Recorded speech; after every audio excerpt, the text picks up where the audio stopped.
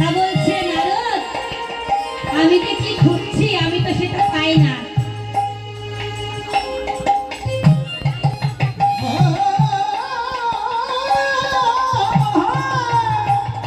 কি খুঁজছো? তা বলছে এখানে কত খাবার দ্রব্য রয়েছে। ও নারদ, আমি তো একটু ভালোবাসা খুঁজছি। ও নারদ, আমি তো একটু ভক্তি খুঁজছি। আমি তো একটু ভালোবাসা খুঁজছি। বাবা, এই জগতে ভগবানকে যদি সেবা দিতে হয়,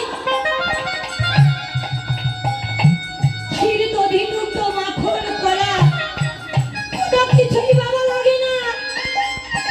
শুধু অন্তরে প্রেম, ভক্তি, ভালোবাসা আর দুঃখ নয়।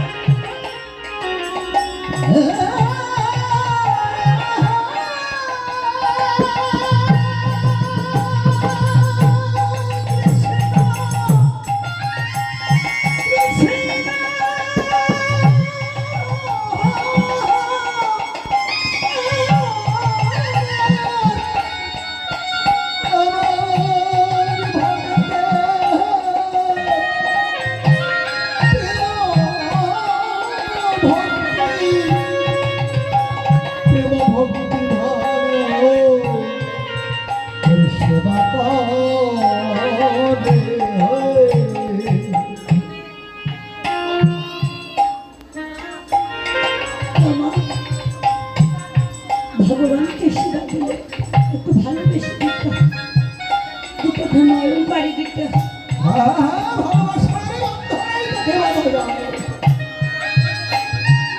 বাবা, শ্রীমতী রাধারানী আমার কৃষ্ণকে তেমনি ভাবে ভালোবেসেছেন। তাই যেদিন কৃষ্ণ হারা হলো, কাটতে কাটতে শ্রীমতী রাধারানী আমার অচৈতন্য হয়ে পড়লো। আর তখনই সখীগণ আমার কি করলো? আজও বলছে মরমে সখী, কৃষ্ণ বিরহে শ্রীমতী রাধারানী প্রাণ বোধায় এখনই চলে যাবে। তাই একবার করে শীঘ্র করে বৃন্দেকে স্মরণ কর। তাই আজ বৃন্দে দর্শন দিলেন। আর বৃন্দে এসে বলল, ওরাই ওরাই ধৈর্য মামা, ধৈর্য গুরু গুচ্ছ মামা।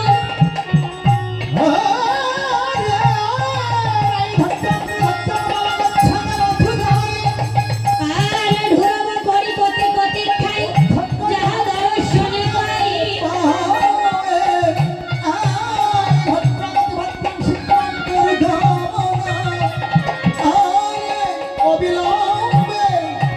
মথুরাপুরে প্রবেশী আমার করিলে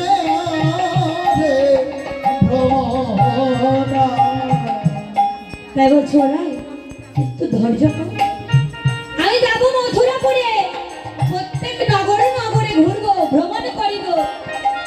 কোথায় আছে তোমার সেই বংশীধারী রাজবিহারী রাসেশ্বরী, আমি তোমার চরণে এনে দেব।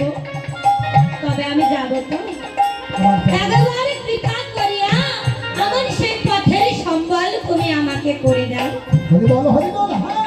তা বলছে বৃন্দে, বল আমি তোকে কি পথে সম্বল করে দেব? তা বলছে ওরাই একবার তোমার ওই কৃপা করিয়া চরণ ধরে আমাকে মস্তকে ধারণ করে আমি সেই মথুরা করে সেই যাত্রা শুরু করব। তাই মা, আমরা তো যাব সেই বংশীধারী রাসেশ্বরী, সেই কৃষ্ণ গোপাল।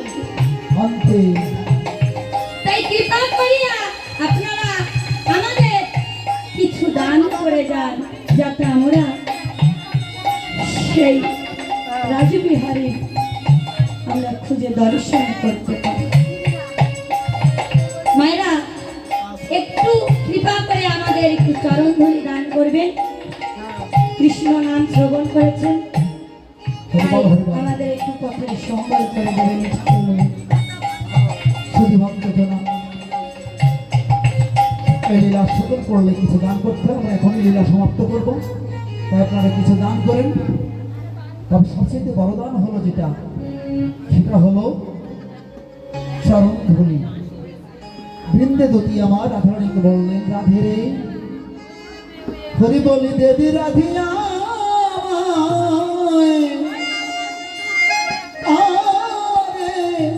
ও চরণ চরণ ধুলি। বলি দেবী রাধিকা চরণ ধুলি। হরে দেবী রাধিয়া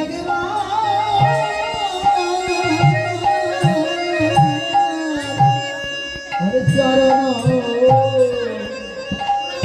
চরণ ধুলি।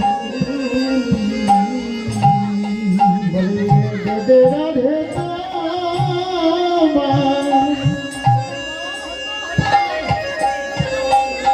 তোমার ওই চরণ ধুলি।